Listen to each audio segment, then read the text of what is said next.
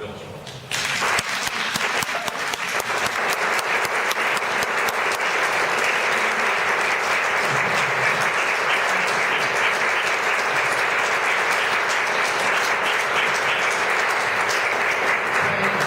Thank you for that welcome. You've been wonderful hosts. You have actually been better hosts than a congregation that I spoke to about 2 weeks ago in Arizona. It was a dinner speech, and before I got up, the host leaned over to me and he said, Dr. Schulz, should we go ahead with your speech or allow people to continue to enjoy themselves? Thank you, Steve, and all of you for being a bit more generous than you were. I really am enormously proud of what you have done. I'm proud of the very small role that UUSC played in launching many of our state legislative networks. I congratulate you. Someone in the early hours of my arrival here said, Maryland is gaining a reputation as progressive as Massachusetts. Well, let me point out to you that it was a Democratic state senator in Massachusetts. I think our delegate has slipped out. It was a Democratic state senator who got on statewide radio a few years ago and proclaimed in loud and fervent tones, the Republican octopus is spreading its testicles across the entire Commonwealth of Massachusetts. If I don't have any members of your legislature as stupid as that, I am very proud of you, and I want to put your work in a bit larger context of how social change takes place, and I think it will reinforce to you why what you do is so important. I went to Oberlin College at the height of the anti-Vietnam War era, and at Oberlin, the principal focus of the anti-war activists was the military recruiters who came to the campus every 6 months to seek candidacy for ROTC.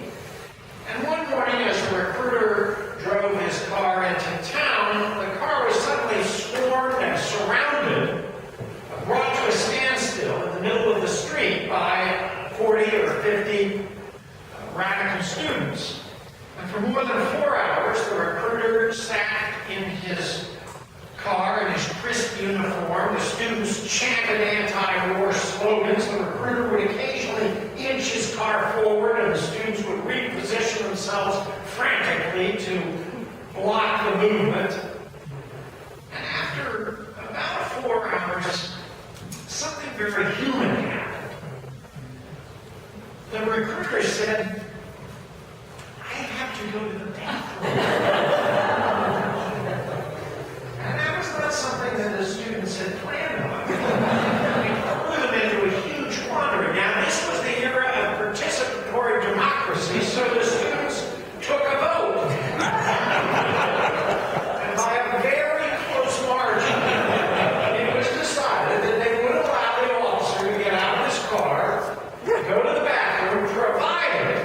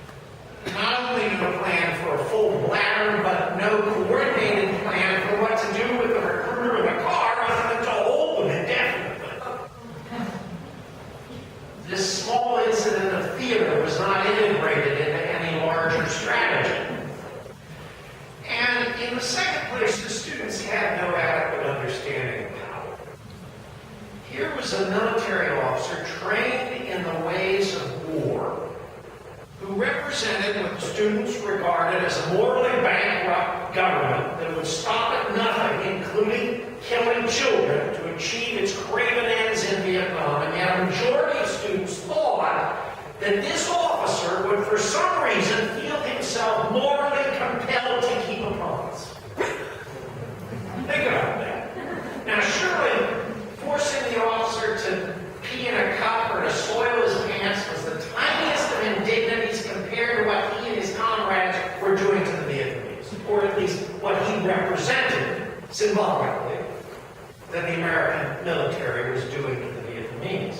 The students had obviously never learned, or they had forgotten, Frederick Douglass's famous words, "Power concedes nothing without a demand. It never did, and it never will." Now, we can, all of us, name successful movements for social change in something like rough chronological order: the abolitionist movement, the progressive movement, the conservation movement, the women's suffrage movement, the civil rights movement, the auto safety movement, the women's equality movement, the anti-apartheid movement, the anti-tobacco movement, the campaign to ban landmines, and yes, to balance the ledger a bit, the movement to defend the right to bear arms.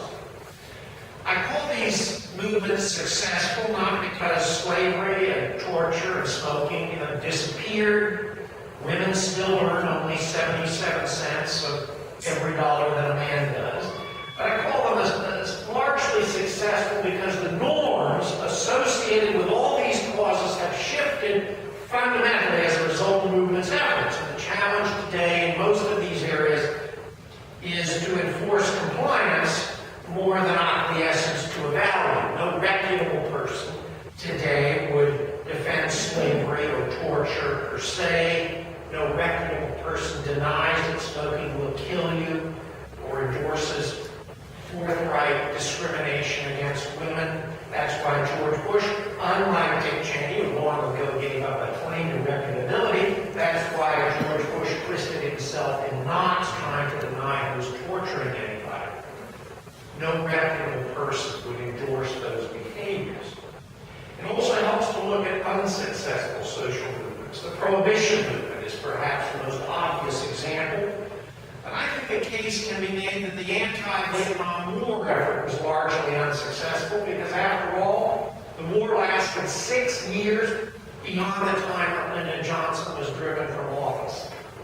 And despite all of the blood that Daniel Boyd-Berrigan and others threw at defense installations, all the hoopla that anti-globalization activists have stirred up, I think it's also true that the anti-nuclear and the anti-WTO, anti-globalization movement have hardly triumphed. So what makes the difference between success and failure? Well, many things do. I can't describe them all to you, but one of the most critical is that successful movements operate on more than one level at once. They have multi-tiered strategies for confronting their adversaries, for translating their movements into compelling messages. And no one has put this better than Charles Koch. Charles Koch is the principal financier of the Tea Party movement. And this is what he said. What he said is brilliant, simple, and true. To bring about social change, he said, requires a strategy that is vertically and horizontally integrated, spanning everything from idea creation to policy development to education to grassroots organizations to lobbying to litigation to political action. I would add corporate accountability, which of course Koch, who made his fortune in the oil business, conveniently omits. But his basic point is sound, and it's simple. Not simple to do, but it's simple to understand. But in very broad terms, it's not enough to change the laws if you don't change people's minds, and it's not enough to change people's minds if you don't change the laws. The Prohibition movement